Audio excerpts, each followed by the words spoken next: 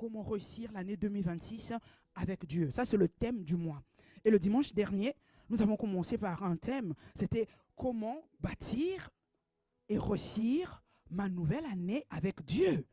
Comment je bâtis et je réussis ma nouvelle année avec Dieu. Mais nous allons parler de beaucoup de choses. On ne va plus reprendre ce qui a été déjà dit.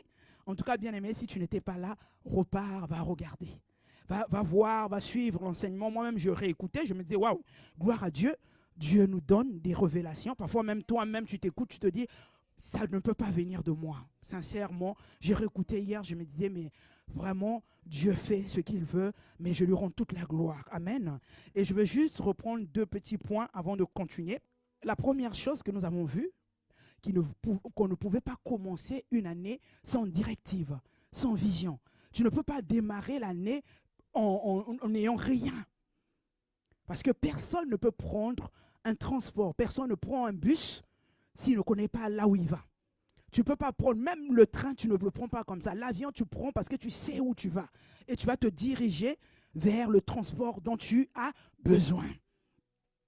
Mais je tenais à préciser que si Dieu t'a déjà donné la vision pour ta vie, si tu sais ce que Dieu t'appelle à faire, tu connais déjà ton appel, comme on dit, ton ministère, ce n'est pas tous les ans que Dieu va renouveler la vision. Ça ne s'agit pas de ça. Mais tous les ans, avec Dieu, vous allez bâtir des objectifs qui te ramènent, qui te rapprochent vers là où Dieu t'emmène, vers ton but, vers ta destinée. Mais tous les ans, tu dois bâtir ces objectifs avec Dieu. Amen.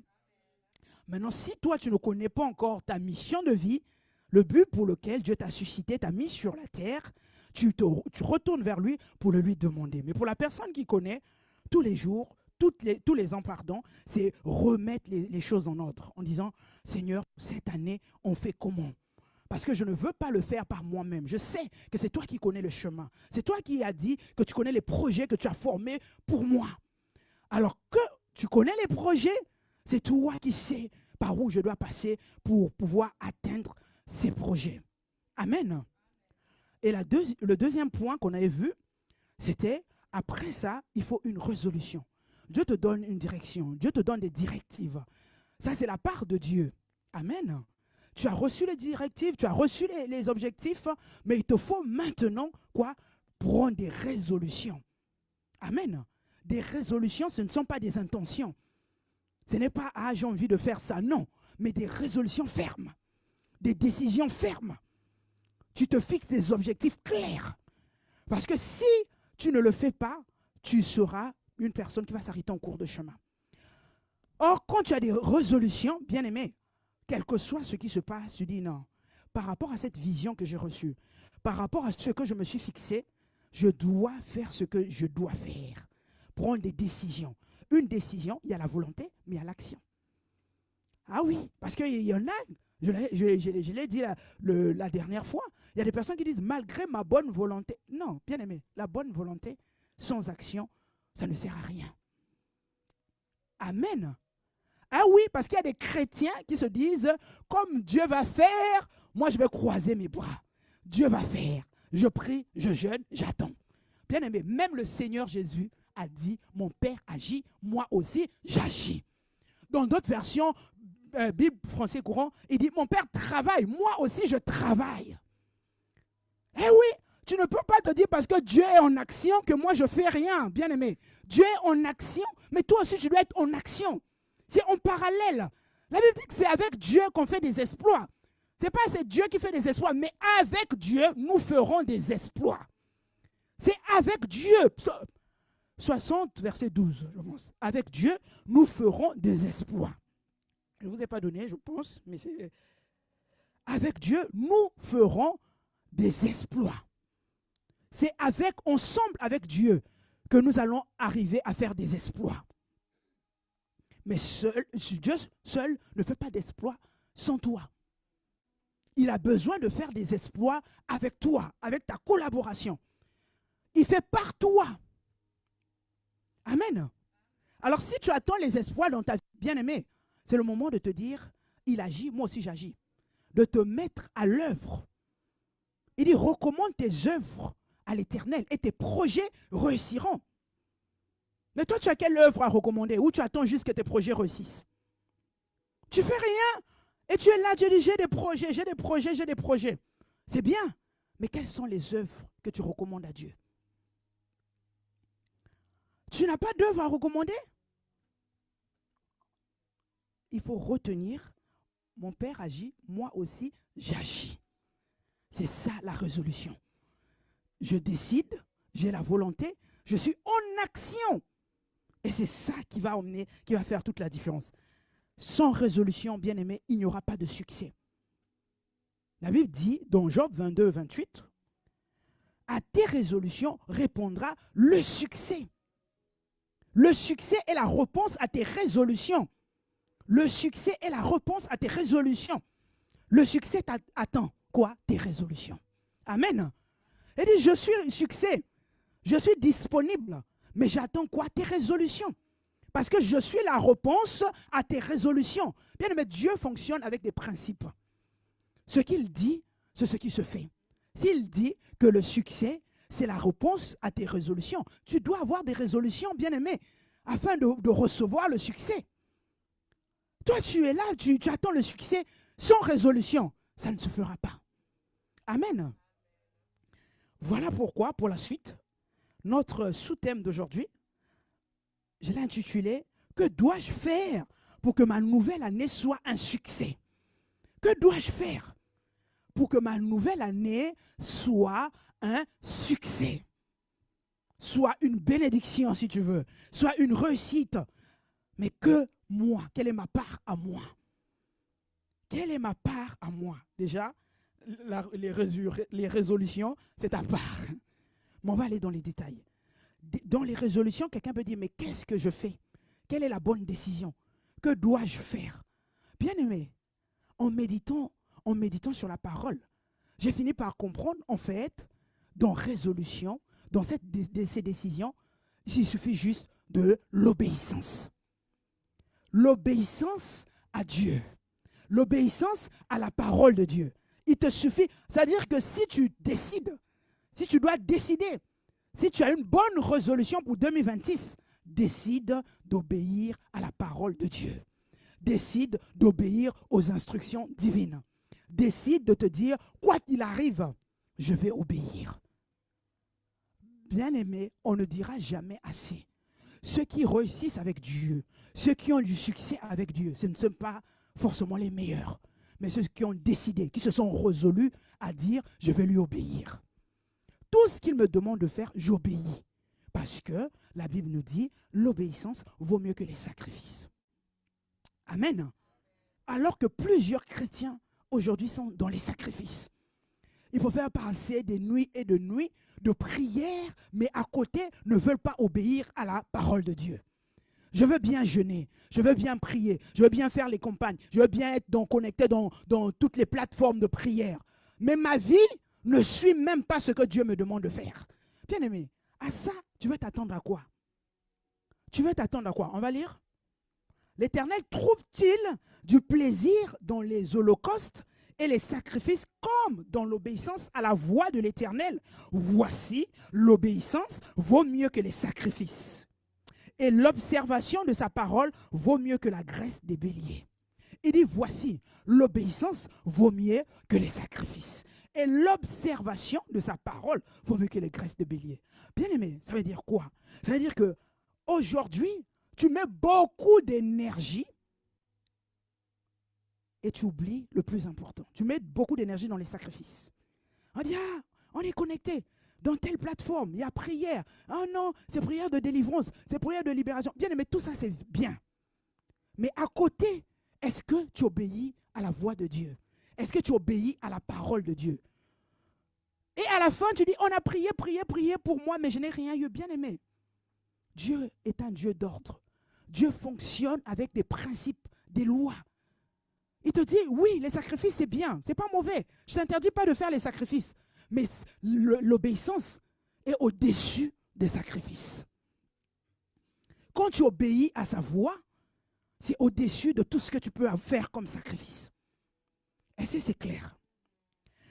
Et quand on réalise que quand Dieu nous demande, nous donne une instruction, quand Dieu nous donne une ordonnance, quand Dieu nous recommande quelque chose, en réalité, c'est pour notre propre bien. Amen. Quand tu vois bien, c'est pour notre propre bien. Quand tu donnes une instruction, c'est que derrière, il y a une promesse. Il y a une bénédiction. Et chaque bénédiction, chaque promesse est cachée derrière un acte d'obéissance. Amen.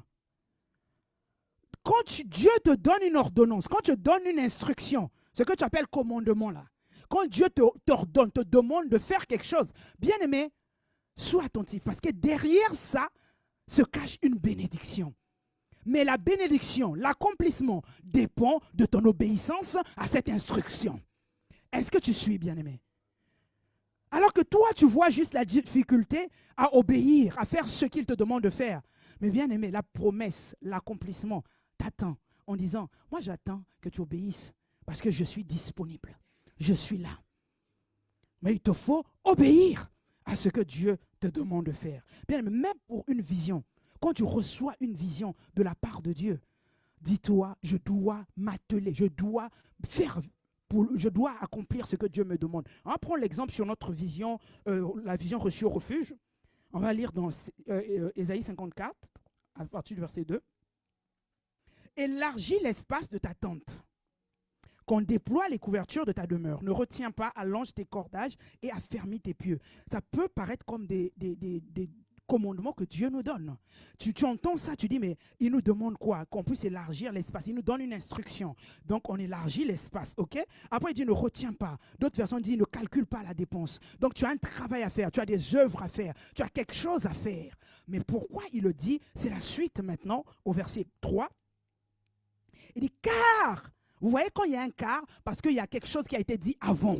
Et après on dit parce que, car il y aura ceci. Il dit ce que je te demande en avant, en amont, ce que je t'ai donné comme instruction, parce que, car il y aura cela. Alors si tu ne fais pas ce que je te demande, tu ne pourras pas avoir ce qui suit. Est-ce que bien aimé tu suis? Tu ne peux pas, parce que les deux sont reliés. Tu ne peux pas sauter le premier verset pour aller dire le verset 2 alors, pour aller au verset 3. Le verset 3 se vérifie lorsque le 2 est vérifié. Est-ce que quelqu'un suit? On va prendre le 3 maintenant. Car tu te répandras à droite et à gauche. Ta postérité envahira des nations et peuplera des villes désertes. Bien-aimé, parce que Dieu dit, tu vas te répondre. Parce que Dieu dit, il va ajouter. On a fait l'illustration la dernière fois. Il dit, moi, je te demande d'emmener plus grand. Parce que je veux mettre plus. Amen. Je veux te bénir en abondance. Mais présente-moi quelque chose, un bol, un vase beaucoup plus grand. Parce que c'est là où je veux mettre. Je veux te donner assez. Mais si tu présentes petit, tu ne pourras pas vivre l'abondance que je te promets. Est-ce que quelqu'un suit? Donc le premier verset, c'est notre part à nous. Donc le verset 2 ici. Et Dieu, sa part, c'est le 3. Il dit, moi, je suis prêt à te répondre à droite et à gauche. Mais avant tout, élargis l'espace de ta tente. Est-ce que c'est clair pour tout le monde? Je suis prêt. Je peux le faire. Mais une seule chose, à une seule condition, élargis l'espace de ta tente. Avant que Dieu accomplisse sa part, sa parole, sa promesse, Dieu a besoin de ton obéissance. Parce que si tu n'obéis pas, si nous n'obéissons pas, Dieu nous attend. Ça prendra le temps que ça prendra, mais tant que vous n'avez pas obéi, Dieu vous attend. Amen. Il dit, moi, je suis prêt de vous répondre. Mais élargissez l'espace. Affermissez les pieux. Ne calculez pas la dépense. Soyez prêts à payer le prix. Ne regarde pas ton temps. Ne regarde pas tes finances. Ne regarde pas tout ça. Parce que moi, je vais faire quelque chose. Amen. Cela fonctionne pratiquement pour tout. Derrière l'accomplissement de la promesse de Dieu ou avant l'accomplissement de la promesse de Dieu, il y a un acte d'obéissance. Tu dois obéir à l'instruction que Dieu te donne. À l'instruction que Dieu te donne. Amen. Et chaque fois, quand tu regardes à la Bible, la part de Dieu vient après. Tu dois d'abord remplir, toi, ta part de responsabilité. Et par la suite, Dieu fait sa part. Mais lui, il est fidèle.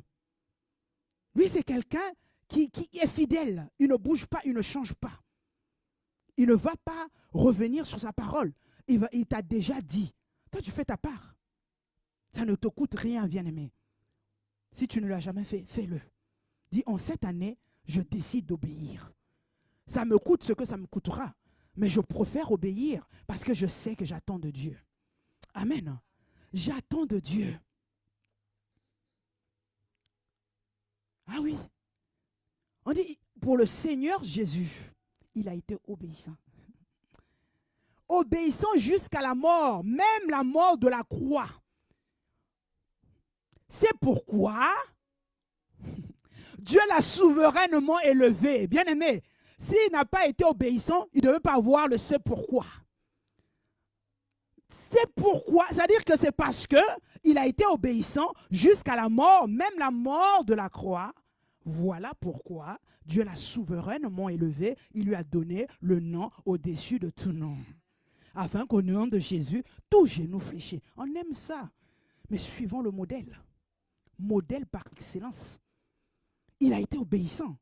Ce n'est pas parce que c'était facile. On l'a vu à Gethsémane. C'était compliqué. Il a souffert. Là où la Bible parle même de sa sueur qui était transformée en sanglots de sang. Il a souffert jusqu'à son sang. Mais il a dit, mais je dois faire la volonté du Père. Bien aimé, ceux qui réussissent avec Dieu, c'est ceux qui se sont résolus à dire, on va faire la volonté du Père. Ce ne sont pas les meilleurs. Mais c'est ceux-là qui disent difficile, pas difficile, on décide de faire la volonté du Père. C'est ce que le Père attend, nous on va le faire. Ça coûte ce que ça coûte. Ça nous enlève un bras, ça nous enlève un pied. Mais quel que soit quoi, je veux faire la volonté du Père. C'est la volonté du Père qui m'intéresse. C'est ça qui m'intéresse. Ça ne serait pas facile, le chemin ne sera pas facile. Bien aimé, il y aura des secousses, il y aura des turbulences. Mais ce qui est sûr, je vais obéir à ce que le Père me demande de faire. Ça coûte ce que ça coûte, bien aimé, mais ça vaut la peine. Ça vaut la peine. Quelqu'un avait dit un jour, vaut mieux payer le prix de l'obéissance que de souffrir en payant le prix du regret. Je préfère obéir, bien aimé, ça me coûte, mais j'obéis à Dieu et je me réjouis demain. Au lieu d'être là dans le regret en disant si je savais. Bien aimé, le regret coûte plus cher que l'obéissance. Amen. Dans tous les cas, tu payeras un prix. Alors paye le prix de l'obéissance, bien aimé. Paye le prix de l'obéissance. Amen. Nous sommes en début d'année, comme nous l'avons vu la dernière fois, que quand tu es en nouvelle année, c'est une nouvelle année. Dieu te donne une nouvelle année. Dieu te donne une page vierge. Mais il te donne un stylo. Il te donne toi la responsabilité d'écrire ce que tu veux voir. Tu dis à Dieu, je m'attends au nouveau. C'est ce que nous faisons. Le 31, nous déclarons les paroles. Nouveau départ, nouvelle saison. On déclare les paroles. Dieu, il est prêt à faire du nouveau. La nouveauté dont il est question est disponible. Mais est-ce que tu écoutes Dieu et tu obéis à ce qu'il te dit? Nous allons voir cela dans Ésaïe 43, verset 18. Dieu dit, ne pensez plus aux événements passés et ne considérez plus ce qui est ancien. Il s'agit quoi? D'une instruction, d'une ordonnance. Il vient te dire, arrête de penser aux événements passés. Arrête de considérer ce qui est ancien. Le passé est passé. Tu as connu les difficultés, tu as souffert, maintenant arrête de penser à cela. Tu as eu des événements difficiles, je le sais. Maintenant, moi, Dieu, je te dis, oublie ces événements passés. La suite, voici, je vais faire une chose nouvelle, sur le point d'arriver. Ne la connaîtrez-vous pas? Je mettrai un chemin dans le désert et des fleuves dans la solitude. Bien aimé, là c'est Dieu qui va faire. Mais il te dit, toi, c'est l'instruction. Est-ce que tu as obéi à son instruction? Est-ce que tu as arrêté de considérer ce qui est ancien? Est-ce que tu es sorti de ton passé? Ou tu veux trimballer ton passé en 2026 en disant mon passé, toi et moi, on est en 2026. Alors que tu attends du nouveau en 2026. Mais tu ne veux pas lâcher ton passé d'avant. Tu es entré en 2026 avec quoi? Avec tes bagages d'avant ou tu les as laissés à la porte de 2025? Tu veux quelque chose de nouveau en 2026? Dieu te dit, arrête, abandonne ce qui est du passé. Amen. Moi, je suis sur le point de faire quelque chose de nouveau dans ta vie. Je suis sur le point d'apporter la nouveauté. Tu verras, je vais tracer un chemin dans le désert. C'est-à-dire que dans le désert, rien ne pousse. Il n'y a rien, il n'y a plus d'espérance. Mais je serai là pour tracer le chemin. Il dit, voici, je vais faire une chose quoi? Nouvelle. Sur le point d'arriver. Cette chose est disponible, elle est sur le point d'arriver. Mais j'attends quoi? Que toi, tu obéisses à ce que je t'ai demandé. Que toi, tu arrêtes de penser aux événements du passé. Tu abandonnes ce qui est ancien. Les bagages anciens, dépose-les. Parce que moi, je vais faire une chose nouvelle. Sur le point d'arriver. Ne la connaîtrez-vous pas? Je mettrai un chemin dans le désert. Bien-aimé, le désert, rien ne pousse. Le désert, c'est la famine. Le désert, il n'y a pas d'eau. Le désert, c'est la sécheresse. Dans ta vie, il peut y avoir la sécheresse. Dans ta vie, tu peux connaître un désert. Mais Dieu dit, il est sur le point de mettre un chemin dans le désert. Et des fleuves dans la solitude. Alors qu'il n'y a rien. Tu as l'impression que tu es seul. Mais Dieu dit, il y a des fleuves qui vont être dans la solitude. Il va mettre un chemin. Le chemin, c'est que c'est la solution. Il dit, dans le désert, là où rien ne pousse, moi je mettrai un chemin. Parce que je veux changer les choses. Je vais mettre le fleuve. Mais toi, tu as ta part à toi, bien-aimé. Il dit, mais tu t'accroches trop à ton passé. Ton passé te rend lourd, bien-aimé. Ton passé t'empêche d'avancer. Ton passé empêche que Dieu soit en train de fasse ce qu'il a prévu de faire. Que je lui dis, voici, je vais faire quelque chose de nouveau. Mais cette chose ne peut pas arriver tant que toi, tu n'as pas obéi à son instruction d'arrêter de penser au passé. Amen. Tu dois obéir, faire ta part. La part de Dieu, il va faire quelque chose de nouveau. Il est fidèle, bien-aimé. Mais à un moment donné, tu dis non, stop. Le passé ne me fait pas de bien. J'étais trimballé année après année. J'étais trimballé depuis mes 5 ans, mes 6 ans, où j'ai souffert, où j'ai été malmené, où j'ai été torturé, où j'ai subi des violences. Maintenant, là, je veux des nouvelles choses dans ma vie. Alors que Dieu veut faire quelque chose de nouveau. Mon passé, je divorce avec mon passé. J'arrête de trimballer mon passé. J'arrête de chérir mon passé. Quelqu'un dira, mais je ne chéris pas. Bien-aimé, alors que tu trouves des excuses sur ton passé, c'est une manière de cohabiter avec ton passé. C'est une manière de tolérer ton passé. Alors qu'on te dit, oui, mais pourquoi ça? Mais tu sais parce que moi j'ai souffert. Ben oui, mais parce que j'ai subi. Bien-aimé, à un moment, oui, tu as subi. Je disais à une personne, quand je vois sa vie est difficile. Quand je vois sa vie est compliquée. Je lui ai dit un jour, on s'est assis, je lui ai dit une chose. Je lui ai dit, tu vis ce que tu vis parce que tu n'arrêtes pas avec ton passé. Elle me dit, oui, mais je lui ai dit, tu sais quoi? Je sais ce que tu as vécu. Je sais ce que tu as subi. Si j'avais ce pouvoir de t'enlever tout cela, je pouvais, par amour pour toi. Parce que je sais que ton enfance a été difficile. Je sais que ta vie a été compliquée. Personne ne souhaiterait ça pour son enfant. Personne n'aimerait ça, de voir vivre quelqu'un, de la personne qui t'est chère vivre ça. Ça me fait mal, c'est douloureux. Mais je n'ai pas une autre solution que de te dire, sépare-toi de ton passé. Je n'ai pas une autre solution, parce que pour t'apporter la solution, pour que Dieu apporte du nouveau dans ta vie, tu dois arrêter avec ton passé. Tu dois mettre un trait avec ton passé. Ça te coûte ce que ça te coûtera, bien-aimé. C'est là où on voit quelqu'un qui a une vision. Ta vision, c'est recevoir du nouveau, bien-aimé. Ta vision, c'est de dire, je veux recevoir quelque chose de nouveau. Alors, quoi que ça me coûte, quoi que ça fasse, le mal que ça va me faire, je paierai le prix pour que le passé soit derrière moi, pour que j'enterre ce passé, pour que je renonce à ce passé, parce que je veux vivre ce que Dieu m'a promis. Je veux vivre les nouvelles choses que Dieu est sur le point de faire dans ma vie. Je lui ai dit, tu ne peux que faire ça. C'est difficile, mais bats-toi contre ça. Fais face à ça. Tu ne peux pas tous les jours trouver des excuses sur ce passé qui ne t'arrange pas. Tu ne peux pas. Tu ne peux pas dire que c'est trop compliqué, bien-aimé. Je lui ai dit, lève-toi, bats-toi contre ça. Va voir le Seigneur, crie à Dieu en disant, je veux véritablement m'en débarrasser. Fais de cela ton objectif à atteindre. Si ça te prendra une année, ça prendra une année. Mais n'abandonne pas. Sois cette personne qui va aller encore et encore et encore. Cette dame qui allait importuner le juge unique en disant tous les jours, il venait. Non, à la fin, le juge a dit, on va lui faire justice. Il y a des fois où tu ne sais pas quoi faire.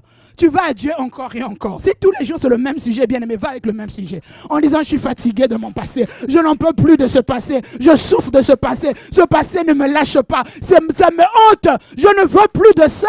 Bien aimé, il y a des fois où il faut aller crier à Dieu pour le même sujet. Va encore et encore dans sa présence. En disant, non, non, non, non. Je n'en peux plus. Je ne peux plus continuer à trimballer ce passé. Ça ne me fait pas de bien. Bien aimé, c'est le temps. Il y a des personnes, un seul sujet, ils ont fait année après année avec.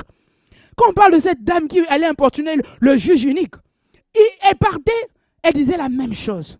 Fais-moi justice, fais-moi justice, fais-moi. Et quand le Seigneur prenait l'exemple en disant, voici cette dame, le juge a fini par lui faire justice. Elle s'est dit, mais je suis fatiguée qu'elle vienne m'importuner tout le temps pour la même chose. Bien-aimé, fais de cela ton sujet. Tu cherches des choses à l'extérieur, tu cherches de l'argent, tu cherches les business, tu cherches le mariage, tu cherches les enfants. Ce passé-là sera un poison pour toi. Si tu ne traites pas, ça va te poursuivre jusqu'à empoisonner ta vie. C'est le moment de dire stop, c'est fini. Ça suffit, il faut que ça change. Et va dans la présence de Dieu. Amen. Va dans la présence de Dieu. Bien-aimé, va dans la présence de Dieu. On le lit dans 3 Jean. 1, 2. Bien-aimé, je souhaite que tu prospères à tous égards et sois en bonne santé comme prospère l'état de ton âme. Bien-aimé, je souhaite que tu prospères à tous égards. Que tu prospères à tous égards. C'est-à-dire que tu réussisses dans tous les domaines. Et que ton corps soit en très bonne santé. Mais comme quoi? Comme prospère l'état de ton âme. Pour te dire quoi, bien-aimé? Que ta prospérité dans d'autres domaines dépend de la prospérité de ton âme. Si ton âme n'est pas prospère, si ton âme n'est pas guérie, si ton âme ne va pas bien, le reste sera pollué. Tu as les blessures de l'âme que tu n'as pas traitées. Ça contamine tous les domaines de ta vie, bien-aimé. Tu ne peux pas prétendre recevoir les bonnes choses de Dieu si tu n'as pas traité l'état de ton âme. À l'intérieur de ton cœur, à l'intérieur de ton âme, tu entretiens ce qui pollue ton âme. Tu entretiens les choses qui rendent ton âme malade. Vous savez qu'aujourd'hui, même scientifiquement, c'est démontré qu'il y a des maladies psychosomatiques. C'est-à-dire que physiquement, tu peux tomber malade parce que ton âme ne va pas bien. Parce que tu es malade dans ton âme et que ton corps va prendre un coup. Ton corps va être impacté. Il y a des cancers ça a été démontré que c'est dû aux problèmes, aux soucis. Parce que l'âme n'a pas été traitée, bien aimé. Parce que tu entretiens tellement des problèmes, tu trimbales tout. Tu prends tout sur toi. Les soucis du passé, bagages, tu prends, tu en trimbales. Et que tu sois en bonne santé, comme prospère l'état de ton âme. Parce que quand ton âme va bien, bien aimé, ça impacte tous les autres domaines de ta vie. Tu veux la prospérité? Le secret, traite ton âme. Va traiter l'état de ton âme. Cherche à guérir de tes blessures intérieures. Cherche à guérir, à sortir de là en disant, vous m'avez assez enfermé. Maintenant, c'est fini. Il y a des personnes qui ont eu des problèmes dans leur mariage, qui ont eu des problèmes dans leur relation, qui ont beaucoup de problèmes à cause des problèmes de l'âme. Parce qu'ils n'ont pas traité leurs problèmes de l'âme. Dieu te fait grâce. Dieu te bénit au travers d'un mariage, un conjoint, un bon conjoint, par sa grâce, un bon fils de Dieu, qui sert Dieu, qui craint Dieu. Mais toi, alors que tu trimbales tes blessures de l'âme, tu viens pour polluer la personne. Là, tu n'es plus un cadeau pour cette personne. Tu deviens un poison. Parce qu'il faut qu'il fasse l'infirmier.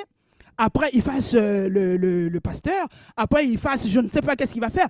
Bien aimé, quand vous êtes, comment on appelle, cheminot là, ça marche, ça passe. Quand vous êtes fiancé là, ça passe. Dans le mariage là, personne ne va accepter de subir ça toute sa vie. Il y a un moment, il y aura, oh, stop. C'est bon. Hein? Grandis, guéris, mais fais quelque chose parce que moi, je n'en peux plus. Je me suis marié pour être heureux. Je ne me suis pas marié pour subir tes émotions. J'aurais pu gérer ça avant. C'est pourquoi on demande souvent, avant de rentrer dans un mariage, guéri. Ne rentre pas dans ton foyer malade. Parce que ta maladie sera contagieuse. Une personne qui était calme, qui était bien, qui était posée, devient violente, devient agressive, parce que tu l'as tellement maltraité que la personne se défend en disant, mais oh, c'est bon. Assez, c'est assez. Amen. Bien-aimé, traite les blessures de ton âme. Traite tes problèmes anciens. Les hommes forts qui te contrôlent là, il faut leur dire maintenant c'est bon. Parce qu'il suffit juste qu'ils appuient dans un bouton comme la télécommande. Tu vois, quand tu as la télécommande, tu mets 1, ça passe à la chaîne 1, 2. En fait, c'est à distance même s'il n'est pas assis en toi, comme on dit, il ne te possède pas, mais il te contrôle. Il te contrôle. Il est là pour dire, oh, bon, on va là-bas, fâche-toi, regarde X, Y, t'as fait ça, parce que ceci, cela. Tu as des filtres. Quelqu'un te parle sincèrement, avec amour, chez toi, ça dit, oh, est-ce qu'elle est vraie?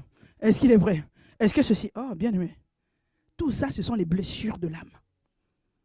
Tu ne sais plus accepter même la bénédiction de Dieu. Dieu te bénit, c'est une vraie bénédiction, mais tes blessures à toi ont une autre voix. En disant, tu es sûr? Ah, peut-être que ce n'est pas ça. Ah, quand même. Il faut dire, maintenant, je veux être heureux. Parce que, vous savez, bien aimé, même le bonheur, c'est une décision. À un moment donné, tu dis, écoute, c'est bon, hein? Je suis assez resté dans la tristesse. Maintenant, là, je ne sais pas combien de temps Dieu me laisse à vivre. Je vais quand même bien vivre ces années-là. Je vais être heureux. Je vais être bien.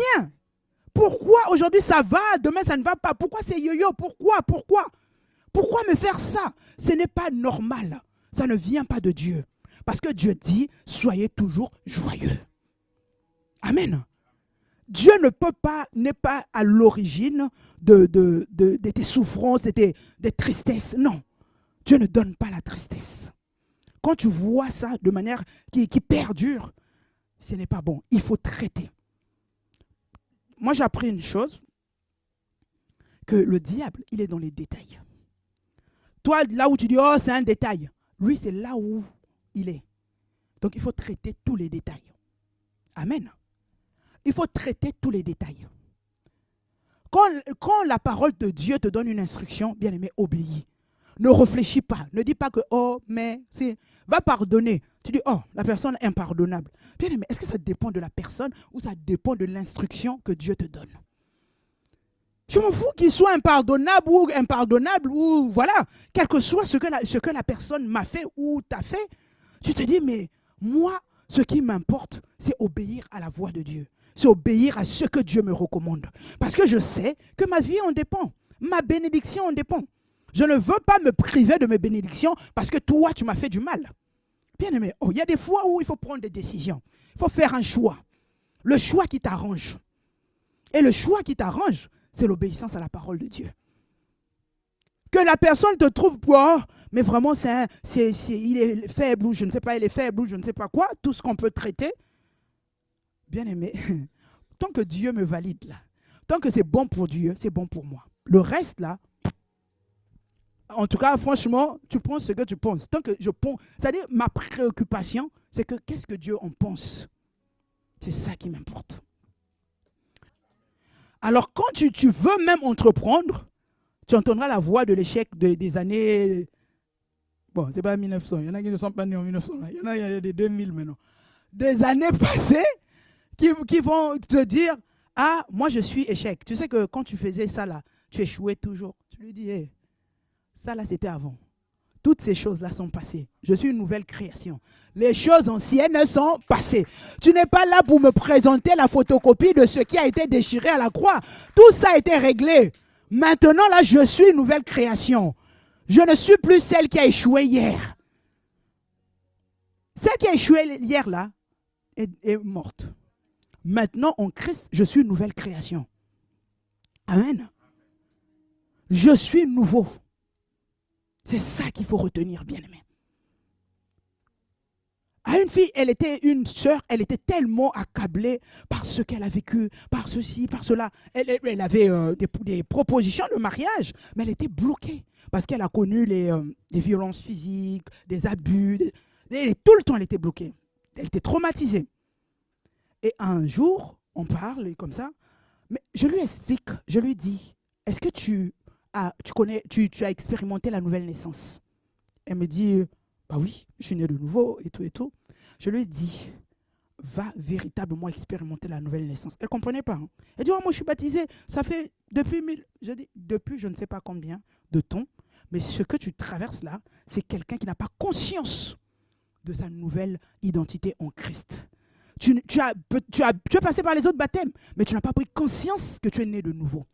Parce que quelqu'un qui est né de nouveau ne peut pas transporter le passé. C'est-à-dire que tu t'es mis toi-même une étiquette, c'est celle qui a été abusée, c'est celle qui a été... Non, celle qui a été abusée là est morte. Toi, tu es une nouvelle personne. La Bible parle de quelque chose de nouveau. Amen. Le kairos, c'est-à-dire que ça n'a jamais existé. C'est de nouveau. Alors toi qui es là aujourd'hui, tu n'as jamais existé. La personne qui a subi ce qu'elle a subi là n'est plus là. Il faut le comprendre. Ton enveloppe n'a pas changé. Mais toi, à l'intérieur, tu as changé. C'est toi qui dois faire ce travail. Ça ne veut pas dire que ça serait facile. Mais décide de faire la guerre à cette voie-là en disant, plus jamais. Tu vas m'accabler parce que je suis une nouvelle création. Elle n'a pas eu besoin de beaucoup de versets. Hein. Je suis une nouvelle création. Les choses anciennes sont passées. Voici, toutes choses sont devenues nouvelles. C'est le même verset-là qui l'a libéré. C'est le même verset. Bien aimé, tu n'as pas besoin de 36 000 versets. Tu as juste besoin de connaître la vérité, de faire asseoir la vérité. Que cette vérité t'habite. Même si c'est un seul verset, médite encore et encore. Fais asseoir qu'elle commence à t'habiter. C'est-à-dire que quand une pensée vient tout de suite, tu as de quoi parler. Surtout, il ne faut pas te taire. C'est parole contre parole. Ça serait toujours parole contre parole. À force de bombarder la parole là, jusqu'à ce que l'autre parole va finir par faire silence. Amen. Il dit résistez au diable et il fuira. Il vient avec sa voix. Il vient pour vouloir te perturber. Il vient pour vouloir te décourager. Tu dois résister. Mais tu résistes comment? Par la parole. Il te dit voici ce que tu as subi. Voilà ce que tu as vécu. Tu dis je suis une nouvelle création. Tu le dis encore plus fort. Les choses anciennes sont passées. Voici, je suis une nouvelle personne. C'est la personne qui a été maltraitée, qui a subi, est partie, n'est plus là, n'existe plus. J'ai été créé de nouveau. Amen. Bien-aimé, c'est ça. Il faut faire la guerre à ces pensées-là. Et comme tu le sais, une pensée, elle ne se détruit pas. Une pensée ne meurt pas. Une pensée doit être remplacée.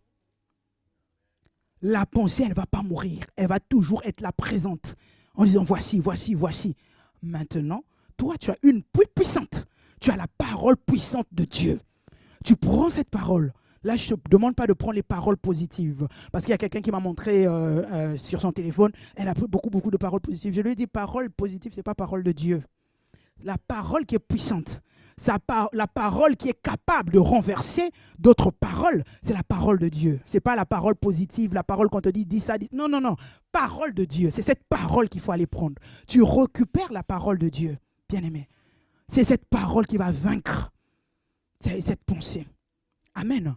Tu dois la remplacer. Tu vas commencer à penser parole de Dieu. Quand tu te lèves, tu te vois en nouvelle création. Quand tu te lèves, tu te vois en une autre personne. Tu te regardes autrement. Tu ne te regardes pas comme tu te regardais hier. Parce que hier est mort. Aujourd'hui est un nouveau jour. Et aujourd'hui est un cadeau. On parle de don. On parle de aujourd'hui, c'est un don. C'est un cadeau. Amen. Même le monde ne sait pas dire présent. Bien aimé. Quand on dit présent là, quand on dit je vais recevoir un présent, je reçois un cadeau. Mais toi, on te donne le présent. Tu ne veux pas vivre le présent. Tu ne veux pas te réjouir du présent. Tu veux t'occuper du passé. Bien aimé, s'il y a quelque chose, s'il y a un temps où Dieu te donne le pouvoir de faire quelque chose, c'est au présent. Parce que le passé, tu n'as plus de pouvoir. tu n'as plus rien à faire. Tu ne peux pas dire, ah, il n'y a pas la machine à remonter le temps, comme on voyait dans les films. Tu ne peux plus repartir en arrière pour aller corriger ce que tu as mal fait. Amen. Tu ne peux plus repartir en arrière pour aller corriger ce que tu as mal fait. Le futur encore, tu espères. C'est par la grâce de Dieu. Donc, tu n'as pas la main sur le futur, mais tu as le pouvoir au présent. C'est-à-dire le pouvoir de décider des bonnes choses pour que demain soit meilleur. Tu as le pouvoir au présent. C'est le présent, c'est là qu'il faut prendre des bonnes résolutions parce que le demain, là, se prépare aujourd'hui. Là où tu as raté, tu as déjà raté. Bien, mais il nous arrive, nous tous. Ne pense pas qu'il n'y a que toi. Moi aussi, il m'arrive des fois de savoir, ah, si je savais. Mais des fois, il y a quelque chose, là où je me suis résolu à résoudre ce problème, c'est de se dire, je ne savais pas. Parce que si je savais, je ne l'allais pas faire. Mais alors que je ne savais pas, comment tu veux me culpabiliser, me condamner pour ce que je ne savais pas? Parce que si je savais, c'est que je ne savais pas. Je ne savais pas. Oh, mais oui, mais tu étais déjà chrétien, mais c'était mon niveau de ce jour-là. Parce que si j'avais la capacité de ne pas faire, je ne l'aurais pas fait. Mais si je l'ai fait, c'est fait. Et le pardon que Dieu donne, je l'accepte. Pourquoi tu vas me culpabiliser pour les choses du passé? Il y en a qui vont même repartir même avant la nouvelle naissance. Hein. On va lui donner le script. Oui, c'est toi qui as fait. Bien aimé. J'étais dans l'ignorance. C'est-à-dire que je ne savais pas. Parce que je ne peux pas m'asseoir et dire si je savais. Mais s'il y a si, c'est que je ne savais pas. À un moment donné, arrête de te culpabiliser. Arrête de te condamner. Arrête de mourir. Parce que même si tu meurs, tu ne vas pas repartir en arrière pour savoir. Parce que tu ne savais pas. Est-ce que quelqu'un me suit? Tu ne savais pas. Si je savais, je n'allais pas choisir. Si je savais, je n'allais pas prendre cette décision. Mais tu ne savais pas. Est-ce que tu peux avoir compassion de toi-même en disant, j'ai compassion de toi parce que tu ne savais pas. Aujourd'hui, tu as la connaissance, tu peux faire mieux les choses. Arrête de te culpabiliser pour ce que tu ne savais pas. Amen. Retiens, bien-aimé, retiens. Parce que l'ennemi joue tellement avec les vies des chrétiens. Alors que Dieu est prêt à faire quelque chose de nouveau, il veut te faire retenir dans les choses du passé. Il veut polluer ton âme. Il y a des personnes que tu enfermes à l'intérieur de toi. Il y a des personnes que tu ne lâches pas. Alors que ces personnes, malheureusement, ne sont plus là pour toi. C'est-à-dire qu'ils ne pensent même plus à toi. Ils t'ont fait du mal, oui, mais ils vivent leur vie. Bien aimé, à un moment donné, tu dis, bon, c'est bon. C'est moi qui souffre. C'est la personne qui m'a fait souffrir ou qui m'a fait du mal. Mais elle vit sa vie et moi, j'en souffre. Et à un moment donné, tu prends la solution de Dieu en disant, j'arrête de penser aux événements du passé. Je restaure mon âme. Je guéris de mes blessures. La solution, va auprès de Dieu. Tu lui dis, Seigneur, je suis là. Hier, je ne savais pas. Hier, je suis tombé par ignorance. Hier, j'ai commis ça par ceci. Maintenant, je sais. Est-ce qu'on peut commencer maintenant? Est-ce que ça peut démarrer maintenant? Est-ce qu'on peut avancer maintenant? Est-ce qu'on peut arrêter hier? Parce que hier, je n'ai plus le pouvoir. Je peux pleurer de toutes les larmes de mon corps, mais je n'ai pas le pouvoir d'aller réparer hier. Hier est passé, bien-aimé. Hier est passé. La seule chose, c'est de demander à Dieu que demain soit meilleur. Et demain se crée, se façonne, se bâtit aujourd'hui. Est-ce que tu veux que 2026 soit un succès, bien-aimé? C'est maintenant, c'est au présent que tu vas bâtir le succès de 2026. C'est maintenant que tu vas bâtir ce que tu veux voir en 2026. C'est maintenant que tu vas semer la bonne parole pour que 2026 soit différente des autres années. Les années passées sont passées, bien-aimé. Dieu te fait grâce de commencer une nouvelle vie, une nouvelle année qui est vierge. Ne trimballe pas le passé dans cette nouvelle année au risque d'avoir les mêmes choses. Laisse le passé derrière. Commence cette année avec Dieu, avec des nouvelles choses. En disant ce qui est passé est passé. Maintenant, on avance. Amen. C'est fini, le passé est terminé. Je veux bâtir 2026.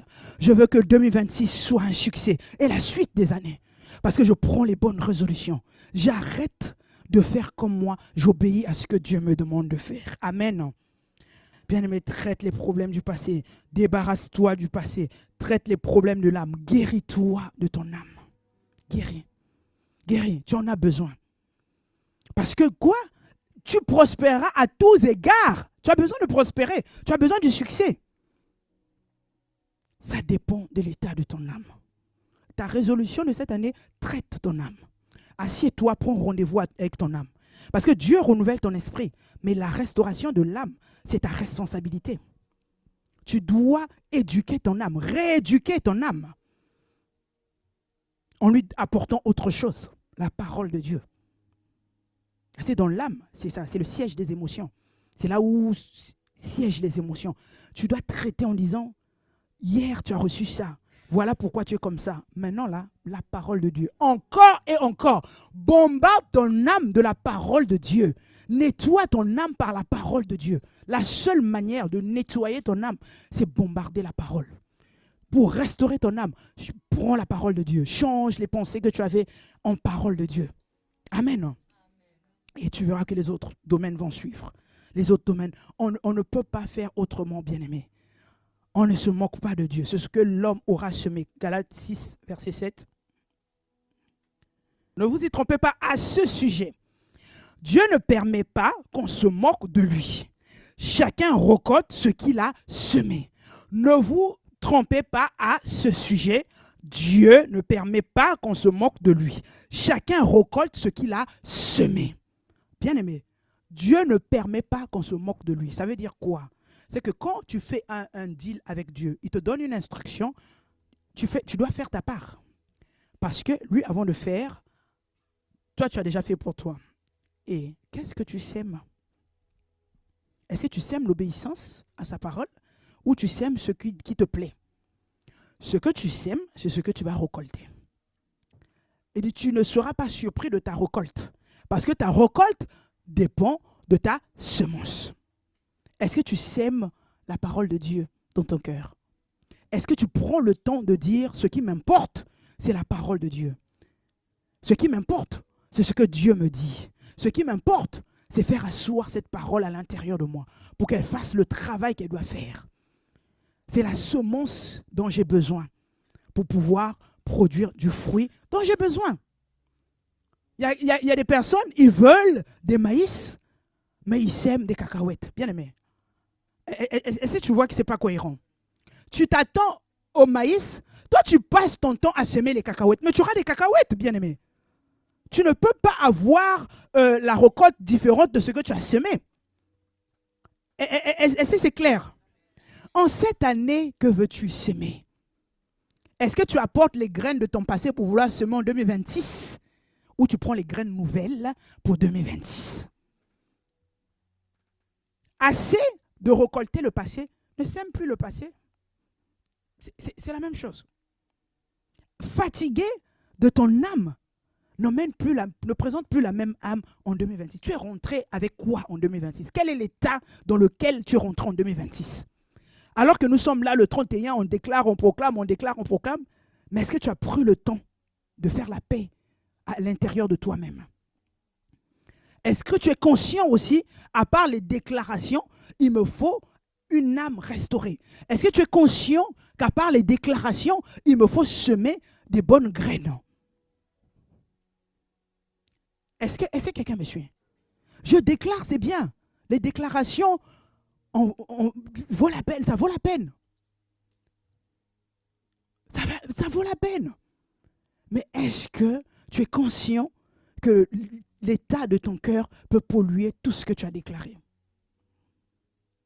Est-ce que tu es conscient que si tu continues à s'aimer les mêmes graines, tu auras la même récolte? Décide de semer autre chose pour 2026. Ce que tu veux voir, bien-aimé, sème. Amen. Ce que tu veux récolter là, c'est ça qu'il faut s'aimer.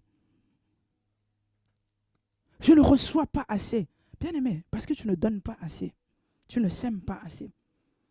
Ce verset-là, ce passage-là, ça vaut pour tous les domaines. Ça, c'est pour tous les domaines. Qu'est-ce que tu attends? Il faut s'aimer. Tu sèmes ton effort, tu sèmes ton argent, tu sèmes tout ce que tu veux. Mais tu dois travailler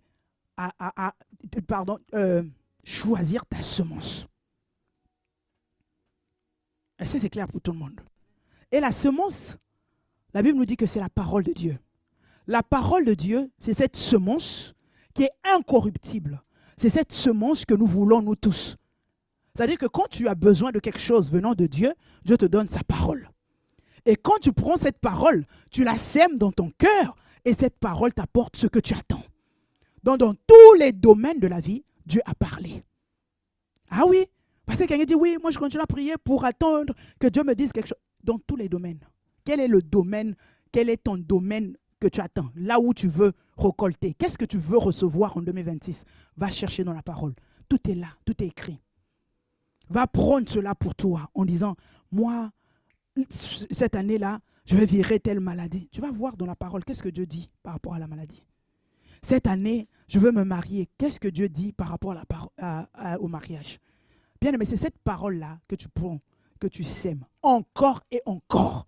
Ça sont tes œuvres que tu vas recommander à Dieu. Et ton projet à la fin va réussir. Amen. Ça, ce sont tes œuvres que tu vas recommander à Dieu. Et le projet que Dieu a du mariage finira par réussir, bien aimé. Mais toi, aucune œuvre. Tu dis, je vais me marier. Bon, on attend. Tu finis janvier, février, mars, avril. Tu attends. Tu attends. Mais tu attends. Tu fais quoi derrière? Mon père agit. Moi aussi, j'agis. Il agit dans le monde spirituel. Moi aussi, j'agis. Je ne peux pas croiser les bras alors qu'il travaille pour ma vie. Moi aussi, je travaille. On travaille ensemble pour faire des exploits. Amen. C'est ensemble qu'on fait des exploits. Je ne le laisse pas faire des exploits dans ma vie. Moi-même, comme un spectateur, je m'assois, j'attends que ça arrive. Non, bien-aimé, c'est le temps où tu dois te lever pour travailler pour ta propre vie. Amen. Tu dois agir pour ta propre vie. Qu'est-ce que tu attends? On n'aura peut-être pas le temps de citer tout, mais tu sais ce que tu attends pour 2026. Tu connais tes objectifs 2026. Qu'est-ce que tu veux voir se réaliser? Qu'est-ce que tu veux récolter en 2026? Va dans la parole de Dieu, va chercher une graine, va chercher une semence et viens la semer. Encore et encore. Bien aimé, ne te fatigue pas. On parle de Anne qui allait à Silo tous les ans. On ne sait pas combien de temps Anne fait. Elle allait à Silo tout le temps. Quand tu as un objectif, quand tu as une vision, quel que soit le temps que ça prendra, tant que je n'ai pas vu la réalisation, je n'arrête pas. Je ne peux pas m'arrêter. Anne, sa vision était d'avoir son enfant. Anne n'a pas dit, bon, ça fait combien d'années je monte à Silo? Tous les ans, ils avaient rendez-vous à Silo pour rencontrer Dieu. Elle pouvait se fatiguer. Elle pouvait se dire, mais oui, mais ça fait combien de temps? Toi aussi, on va dire 2021. Oh, mais j'ai prié pour ça en 2021. Bien aimé, je n'ai pas eu. Je continue. Je continue encore plus fort. Je fais comme l'aveugle, je crie encore même plus fort. Parce que j'ai une vision. Je sais ce que je veux. Je sais ce que j'attends. Amen. Je sais ce que j'attends et je me prépare. Que ce soit dans le domaine financier, que ce soit émotionnellement aussi. Parce que les gens pensent que je vais penser juste aux choses extérieures, matérielles, mais le domaine émotionnel. Quand toi-même tu fais le point avec toi-même, tu sens que ton état émotionnel n'est pas stable. Bien, mais fixe-toi un objectif en disant 2026, je ne finirai pas ça dans cet état émotionnel. Ah oui, il y a des objectifs qu'il faut se fixer. Hein? Ah oui, ne pense pas, bien aimé, que les personnes qui se lèvent, qui sourient, qui marchent, qui rigolent, qui sont contents, qu'ils n'ont pas de problème. Peut-être qu'ils ont même des problèmes plus que toi. Mais c'est des personnes qui se sont résolues à dire, tant que Dieu me donne la vie, tu ne vas pas me gâcher ma vie en fait. Je vais me réjouir de la vie que Dieu me donne. Je suis désolé, Madame Tristesse, Monsieur Dépression, out. Vous n'êtes pas mes potes. Vous ne m'arrangez pas. Donc je vous vire. Je t'ouvre pas ma porte. Tu as beau frapper, tu restes dehors. Dépression, tristesse, morale dans les chaussettes, ceci, cela. Ce n'est pas mon ami, ce ne sont pas mes amis. Vous êtes hors de moi. Parce que je veux Dieu. Il faut parler même à son âme. Le roi David nous la montre. Pourquoi t'as battu à l'intérieur de moi mon âme? Pourquoi gémis-tu? Pose-lui la question. Pourquoi tu t'abats? Pourquoi tu gémis? Pourquoi tu veux me rendre triste? Il va te présenter, non, il y a tel paramètre. Oh, la paix qui surpasse toute intelligence. Ma paix à moi ne peut pas s'expliquer, mais je dois être en paix. Parce que c'est la paix qui vient de Dieu. C'est la paix dont Jésus dit, je vous donne ma paix, je vous laisse ma paix. Ah oui. Et cette paix-là, elle dit, qui surpasse toute intelligence. C'est-à-dire qu'elle ne peut pas s'expliquer. Si on regarde aux paramètres, on dira, mais non, sa paix n'est pas justifiée. Bien aimé, c'est ça que je veux, moi. C'est le shalom de Dieu. C'est ça. Je ne peux pas collaborer avec la tristesse. Ça ne m'arrange pas, en fait. Quand j'ai repris le travail et tout, après les événements que j'ai subis, ils me disent, oui, si tu as besoin de parler, on te met un bureau à part. J'ai dit, ah pardon? Si tu as besoin, tu sais, il ne faut pas te faire trop forte. Hein. Oui, ça arrive à tout le monde. Même si tu as envie de pleurer, tu peux pleurer, on comprend, tu as traversé des moments difficiles. Je leur ai dit, si je suis revenu travailler, c'est que ça a été réglé. Je ne peux pas venir pleurer dans vos bureaux. Parce que vous n'êtes pas la solution. Si je dois pleurer, je sais vers qui me tourner pour aller pleurer. Parce que toi, là, tu ne feras rien. Tu me changeras quoi à ma vie, en fait? Parce que c'est pas qu'on dit, on te plaint. Non, je n'ai pas besoin de ça. J'ai besoin de la personne qui m'apportera la solution. Et la solution me vient de Dieu. Il dit, je lève mes yeux vers la montagne. D'où me vient le secours? Le secours me vient de l'Éternel. Pas d'un homme, en fait. Je ne veux pas me reposer sur un homme.